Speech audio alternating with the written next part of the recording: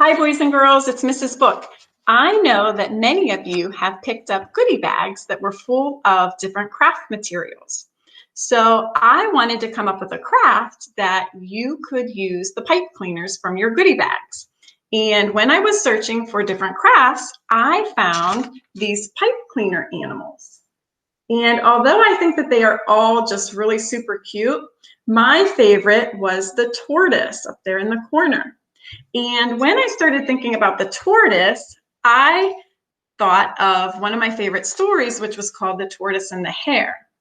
So today we're actually going to read a story that is called Henry's Track and Field Day, which is a remix of The Tortoise and the Hare. So I'm sure that most of you are probably already familiar with The Tortoise and the Hare, but just as a little refresher, I'm going to read you a short summary of The Tortoise and the Hare. So this is how it goes. Once upon a time, there was a hare. The hare was very fast. He bragged to all the other animals about his speed. One day, a tortoise grew tired of hearing him bragging. So the tortoise challenged the hare to a race. The hare laughed. "You could never beat me at a race," he said to the tortoise. The hare gladly accepted the challenge. The next day, the race began. The hare was very fast indeed, and the tortoise stepped along quite slowly. So the hare decided to take a nap until the tortoise neared the finish line. He knew he could easily catch up with the tortoise after his nap. The hare slept on until the afternoon, while the tortoise kept trudging along. While the hare finally awoke, the tortoise was approaching the finish line. Despite his incredible speed, the hare could not catch up with the tortoise in time. And so the tortoise won the race. So that is how the tortoise and the hare story goes. Now, as we read Henry's Track and Field Day, I want you to try to think about who reminds you of the tortoise and which character reminds you of the hare.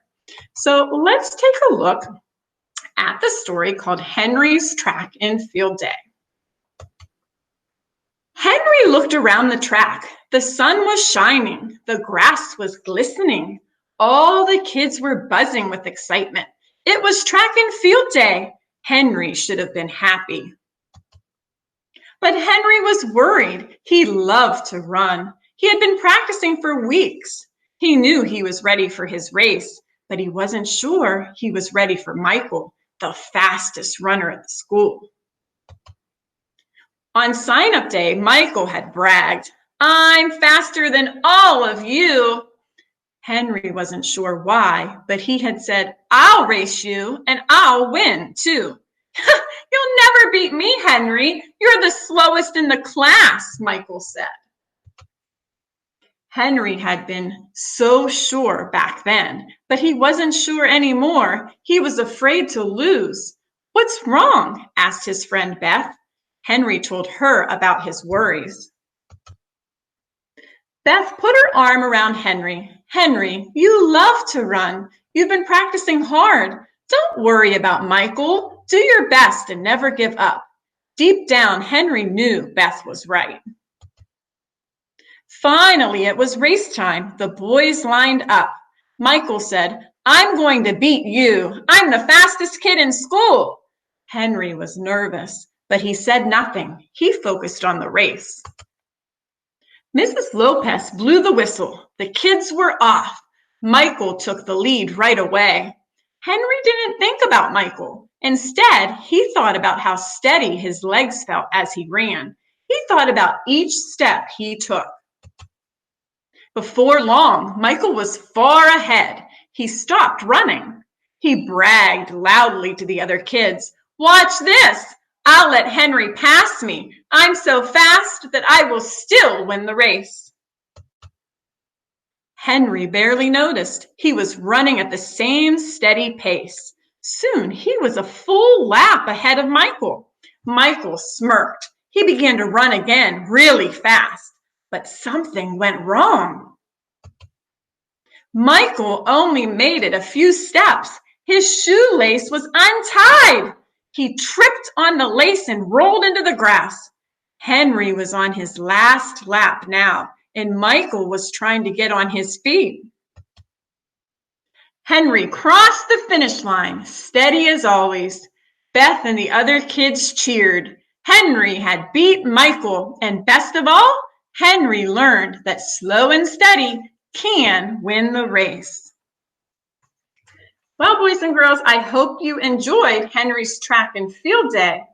Now that we've read the story, who do you think reminded you of the tortoise? Think about that for a moment. Who reminded you of the tortoise? If your answer is Henry, you guessed correctly. Henry acted like the tortoise. He believed slow and steady could win him the race. Who do you think acted like the hare? Well, if Henry acted like the tortoise, then it must be Michael that acted like the hare. Michael was the one that acted like the hare. I love this story because it teaches us that slow and steady can accomplish our goals. So the next time that you think someone else might be better than you, or you're struggling with learning a new skill, don't be discouraged and give up, because you can accomplish anything that you set your mind to achieving.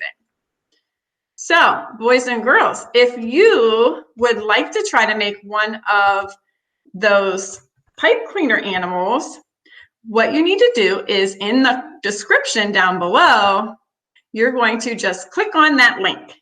So in the description down below, if you click on the link, that will take you to the site where you can make your very own pipe cleaners.